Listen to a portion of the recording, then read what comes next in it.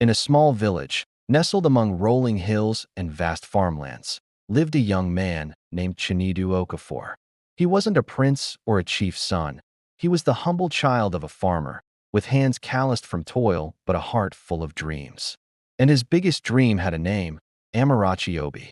She was the daughter of Chief Obi, the wealthiest man in the community, and her beauty was as renowned as her father's fortune.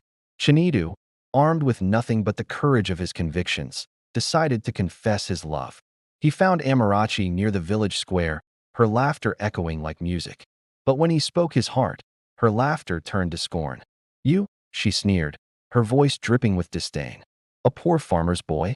What can you offer me but dirt under your fingernails?"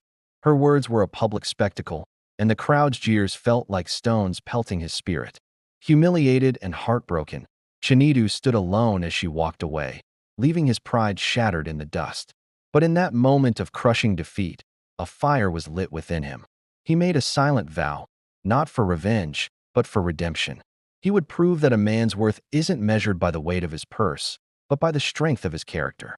With a heavy heart and a final glance at the home he was leaving behind, Chinedu packed a small bag. His destination, Lagos, the city of dreams and daunting challenges. He was determined to change his destiny, to rewrite the story that Amarachi had so cruelly authored for him.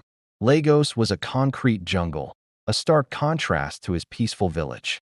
The city was relentless, but so was Chinedu. He found work at a construction site, his days filled with back-breaking labor under the scorching sun. Every naira he earned was a testament to his resolve. He lived frugally, saving every penny he could, but never forgot his family. A significant portion of his earnings was sent back home to support his ailing mother and younger sisters, his love for them fueling his every move. His tireless work ethic and unwavering integrity didn't go unnoticed.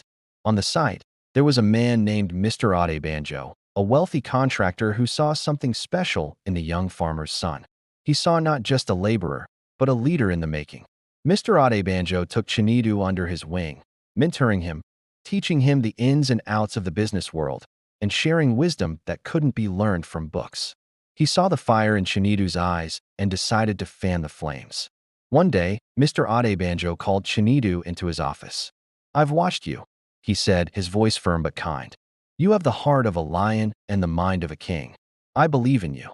He offered Chinedu not just a promotion, but a life-changing opportunity, a small business loan to start his own venture.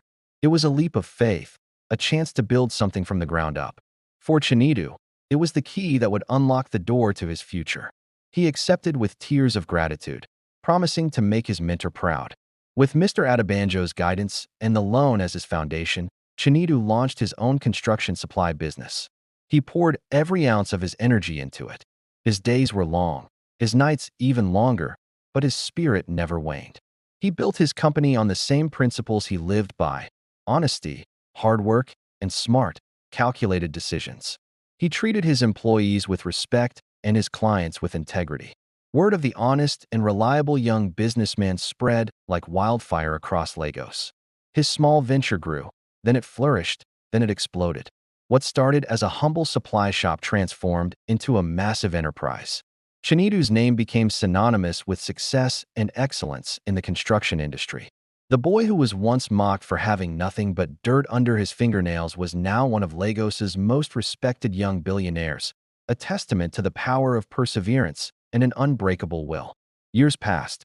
Chinedu had conquered the city, but his heart still longed for the village he had left behind. He decided it was time to return. But he didn't return in a flashy car to show off his wealth. He returned with a plan. He came back to give back. He initiated projects to build new schools, providing the children of his village with the education he never had. He funded a modern hospital, ensuring that no mother, like his own, would suffer from a lack of medical care. He created jobs, revitalizing the local economy and giving his people a sense of purpose and stability. The very villagers who had once watched him be humiliated, who had dismissed him as a nobody, now looked at him with awe and reverence. As he walked through the streets, they didn't just greet him, they knelt in gratitude. He wasn't just Chinedu the billionaire. He was Chinedu their savior, the son who had returned to uplift them all. In the crowd of grateful villagers stood a woman, her face etched with hardship and regret. It was Amarachi. Life had been unkind to her. The wealthy man she had married turned out to be a cruel and deceitful abuser. He squandered her father's fortune before abandoning her, leaving her broken and penniless. Her father, the once powerful Chief Obi, was now old and sick, his pride a distant memory. Shamefaced and humbled, Amarachi approached Chinedu. The arrogance was gone, replaced by a deep, hollow sorrow. "Chinedu," she whispered, her voice trembling. "I was a fool. I was blind. I judged you by what you had, not by who you were.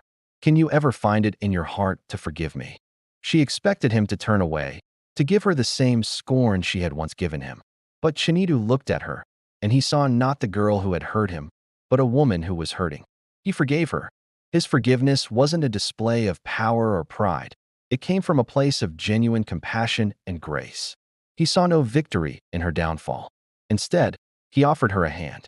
He helped her get back on her feet, ensuring she had a safe place to live and a means to support herself. He also took on the responsibility of caring for her sick father, providing him with the best medical treatment his money could buy. In the end, Chinedu's story became a legend in the village and beyond. It was a story about a man who turned rejection into motivation, poverty into prosperity, and pain into purpose. He proved that true greatness isn't found in a bank account or a title, but in the character you build, the kindness you show, and the lives you touch. Chinedu Okafor, the farmer's son, became a living symbol of humility, redemption, and the enduring power of a good heart. Thank you so much for watching this story unfold with us. If it touched your heart, please give this video a thumbs up and share it with someone who might need to hear it. Don't forget to subscribe to our channel and hit that notification bell so you never miss an inspiring story. We'll see you in the next one.